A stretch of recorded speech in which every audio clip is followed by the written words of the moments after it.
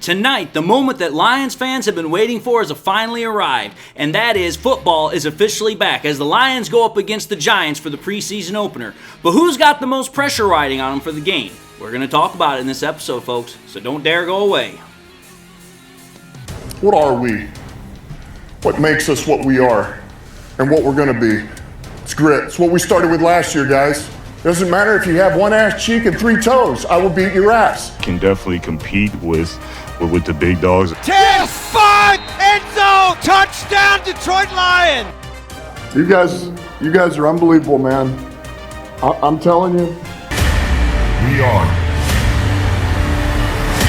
driven by Detroit. Hello, Detroit Lions fans, and welcome on back to yet another episode of MCM Motor City Mania. I'm your host, David T. Pike, and as always, we're diving on in. So, friends, it is so awesome to finally be able to say this, but tonight the Lions and Giants are officially going to play the preseason opener. It is so freaking awesome to have football back. I am so looking forward to watching this game. It'll be awesome to actually get a chance to watch some football, actually get a chance to start using analytical, thought processes, taking a look at what's happening on the field, who's performing, who's not performing. It's just an exciting, awesome time to have football officially back.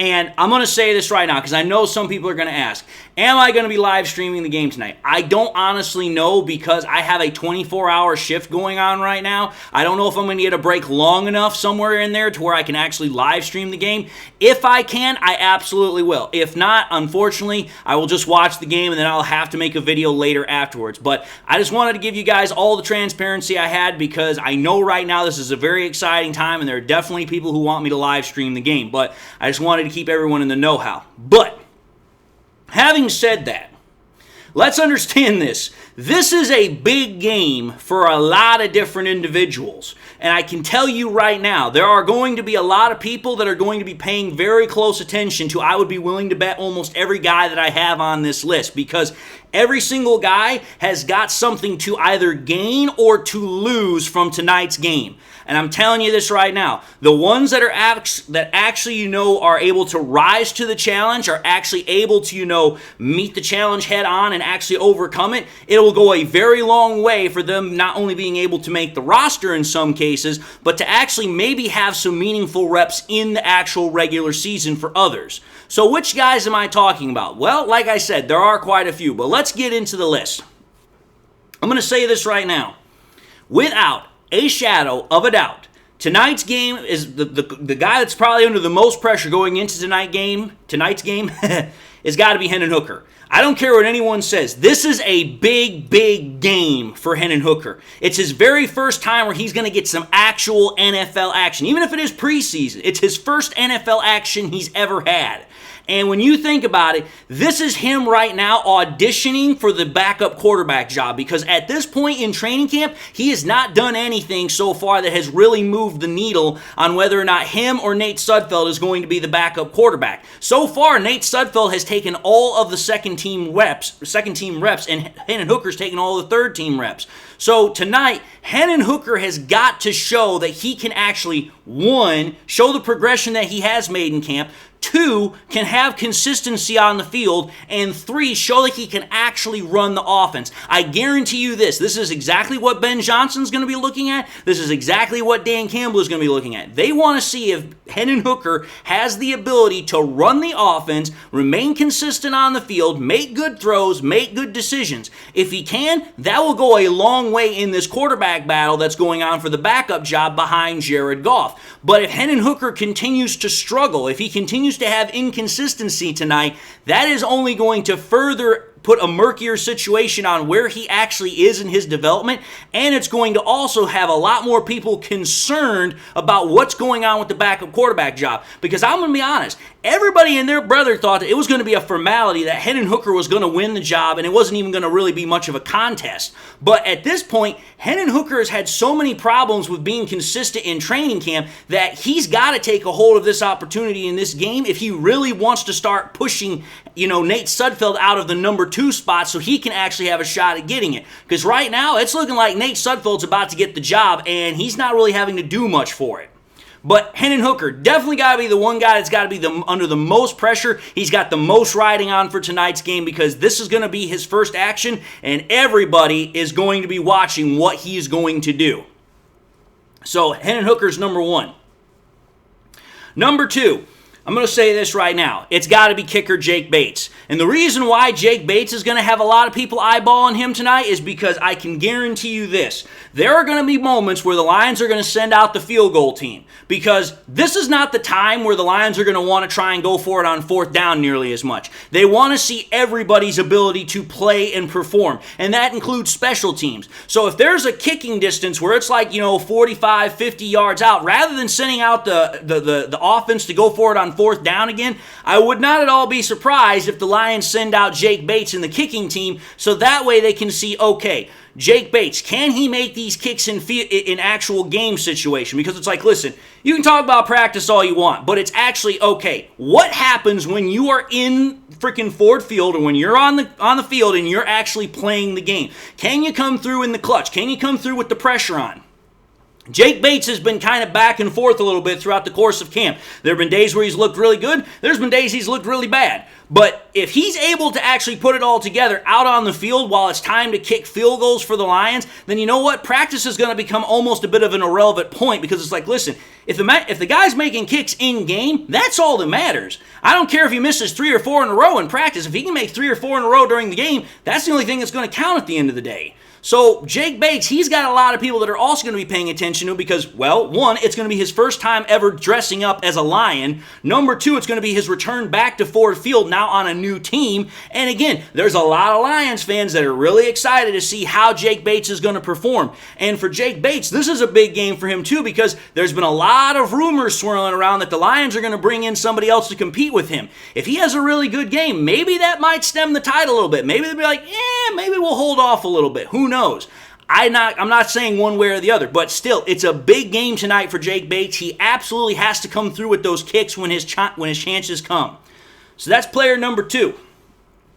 Player number 3, or rather I should say player group number 3, is running back number 3. And this is primarily going to be between Craig Reynolds and also between Sione Vaki, the rookie. These two guys have been the primary guys that have been competing for the number 3 running back job. Running back 1 and 2 are already, taken care of. That's David Montgomery, that's Jahmyr Gibbs. Ain't nothing changing that. But who's going to be running back number 3?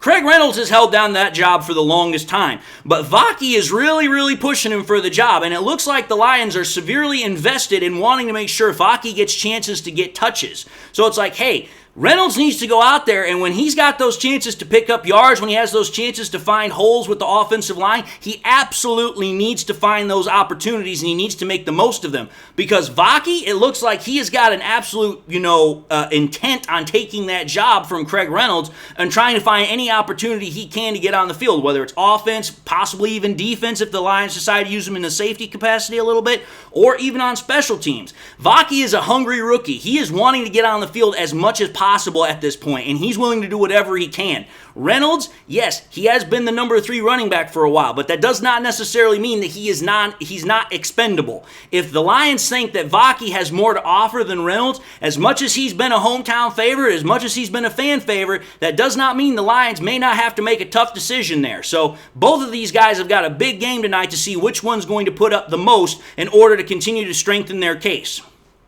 So that's group number 3. Group number 4. Okay, I'm going to say this right now, but this has a huge thing to do with what just recently happened in training camp. And it's also got a big thing to do with all the reports that we've heard coming out of training camp. And that's Terrion Arnold and Enos Rakestraw versus Malik Neighbors. I can guarantee you this right now. A lot of people are going to be paying attention to how our rookie cornerbacks do tonight because they're going to play. I know that for a fact. There is no chance in hell they're not playing.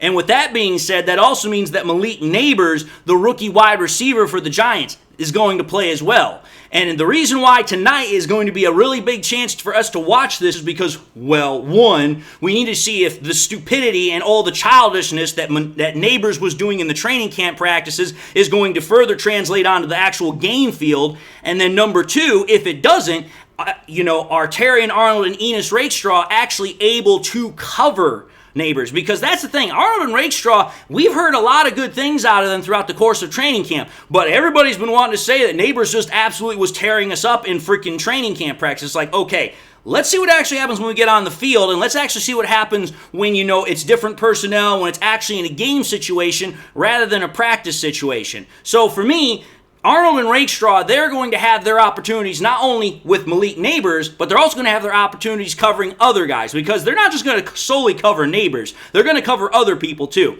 But the whole point of the matter is that is a matchup that everybody's expecting to watch and see who's going to win, but also to see how our rookie cornerbacks do in their first game action ever. So that's group number 4. Group number 5. Okay, this is kind of like a 3-headed race here, and I also have called them the 3 Caballeros, but it's okay.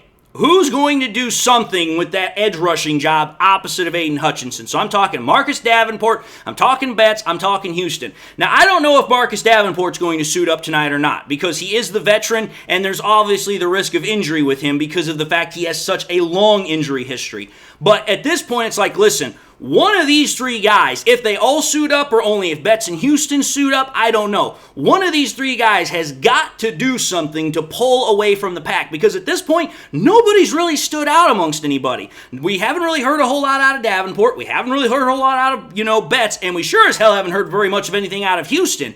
It's been very, very quiet in regards to how those guys are doing fighting for that edge rushing job. And again, that's not to say if even Levi Onwuzurike gets a couple of reps out there tonight. Who knows?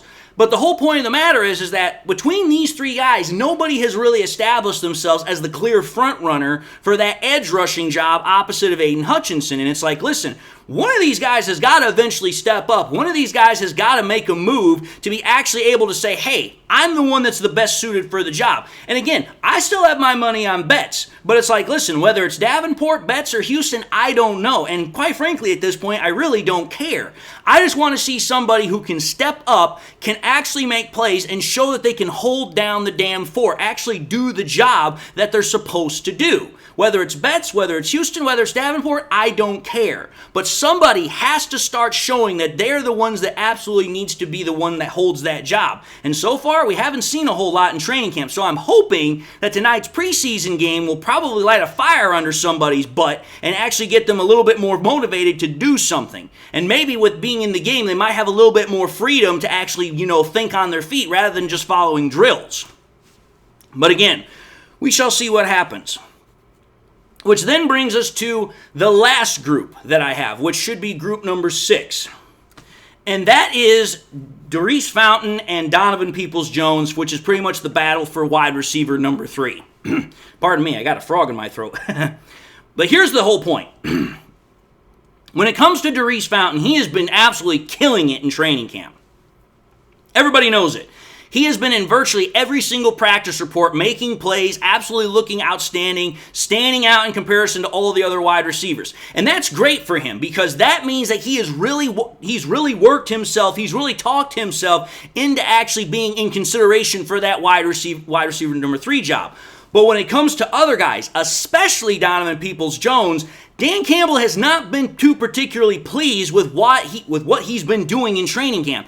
In fact, he actually said that he needs to see more out of Donovan Peoples-Jones. And to be fair, Dan Campbell's right. Donovan Peoples-Jones was largely considered to be the best viable option to replace Josh Reynolds going into this training camp. And again, it's not like Donovan Peoples-Jones is not putting the effort out there. He clearly is. He's a very hard worker.